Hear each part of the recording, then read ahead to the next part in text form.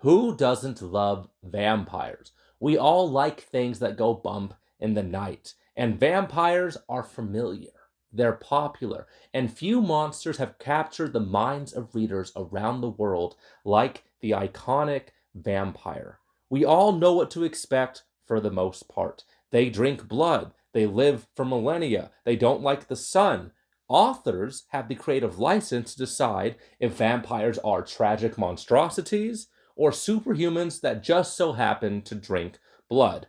The vampires in the manga I'm going to talk about today are the latter. These vampires are monstrous, they are despicable, they are scary, and I think you're gonna like what this author did with them.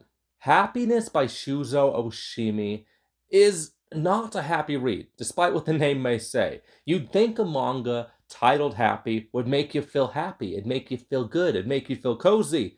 Well, this manga is the opposite. It is depressing, it is eerie, it is creepy, and because it's Shuzo Oshimi, it is disturbing and at some times triggering.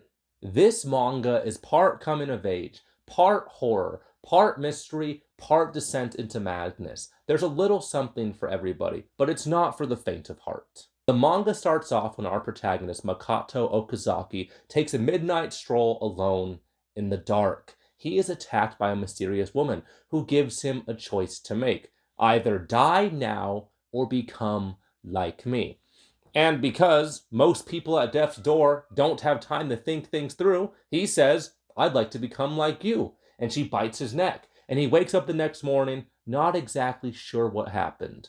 But he does know something is different. And there is a thirst inside of him that threatens to tear him apart. Makoto is now an outsider. He was always a loser. He had few friends. He was bullied and taken advantage of at school. But now things are a little different. And drama starts to happen when you realize that you could eat the guy that was bullying you.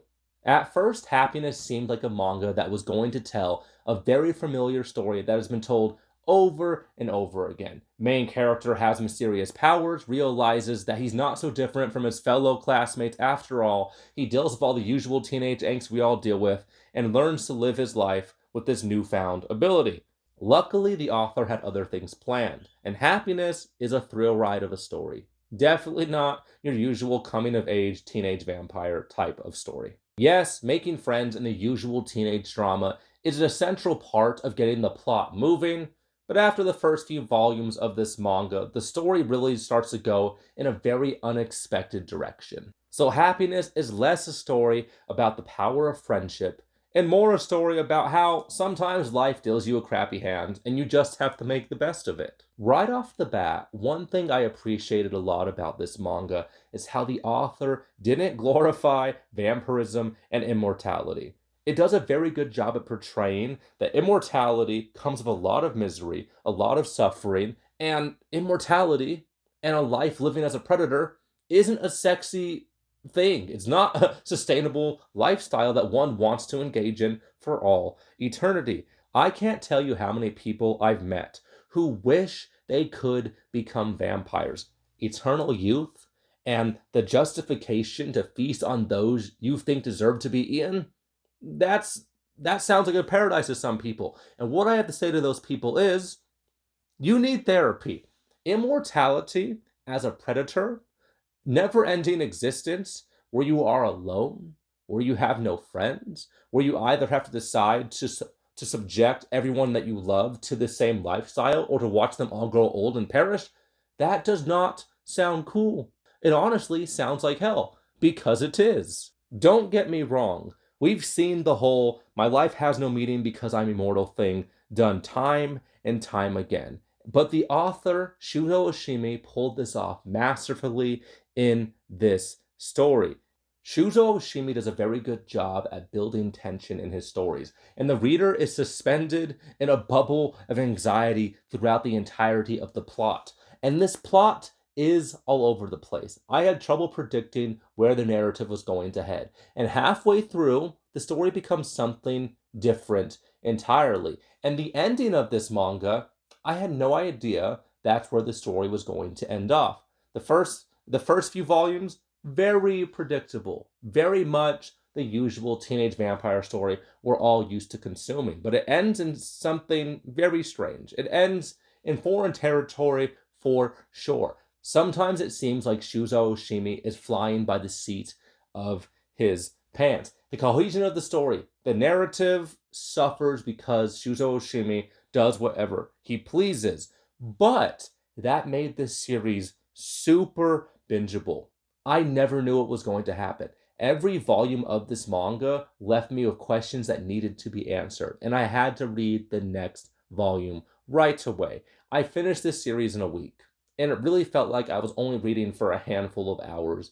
But the story, the journey I went on, was a very long journey with lots of emotions, lots of plot twists, lots of emotional highs and lows, character deaths, great reveals, great, things happening, an amazing big bad. The big bad of this story, the reveal of him, was a little predictable, but this big bad was so despicable, he was so disturbing. One of the best antagonists I've encountered in manga so far. I am a manga noob, but the big bad in this series, I find myself thinking about them at least once a day. They haunt my thoughts, and they are just so monstrous. And it's very hard to be a monstrous big bad in a story about a bunch of powerful vampire junkies. The pacing of happiness is breakneck. The climax is riveting. The falling action is very bittersweet. And I do like what the author did of a lot of the character arcs. If I was to have one complaint about the end of this manga, it would be that the falling action was a little rushed.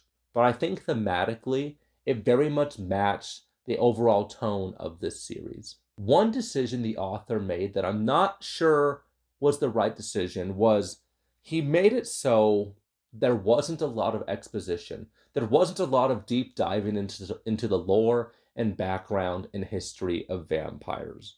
The plot is never slowed down by exposition, and that leads to a very bingeable, quick reading experience. But at the end of this journey, I had very little, background about vampires in general. If you're a reader, if you're someone that likes a manga where you're going to know the entire backstory, you're going to know all the lore, you're going to know all the information you wonder about in the first few volumes, you'll be disappointed in happiness. The author does not describe vampirism or the history of vampires at all, and as someone who's a really big fan of world building, I think that's quite a disappointment. Happiness is a manga that is about the thrill, it is about the plot, it is about the twists and turns. The character work is lacking. The things that are happening to our cast of characters are way more interesting and engaging than the characters themselves. Only the big bad is compelling. And I would say the mysterious woman vampire that we encounter in the first volume. They're interesting characters. But the big bad in particular is one of the main things that makes this series something special. So despicable, so memorable, I still think about the big bad. You can't talk about manga without discussing artwork because the visual medium is very important to the art style, but Shuzo Oshimi does a very good job at depicting and showing emotion through the facial expressions of his characters.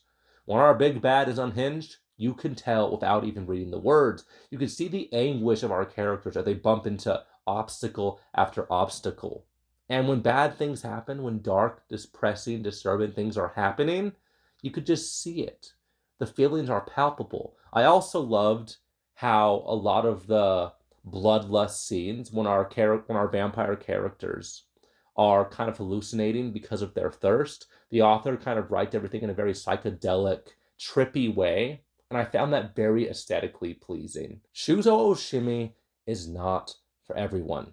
His works are filled with plenty of triggers. Definitely check for trigger warnings before you tackle any of his series. But if you're a reader, if you're someone that's willing to read dark stories, to find the gem, to find the substance underneath, I think you could find a lot of value in Shuzo Oshimi's work. He does a very good job at depicting how teenagers often dwell on things that are very unsettling, very strange, very perverted, very taboo. A lot of taboo things that people think but never say out loud. Shuzo Oshimi dwells on those things. and it can make the reader very uncomfortable. I know I've been uncomfortable in every one of his works that I've tried so far, and I just feel like I have to warn you guys before I recommend it.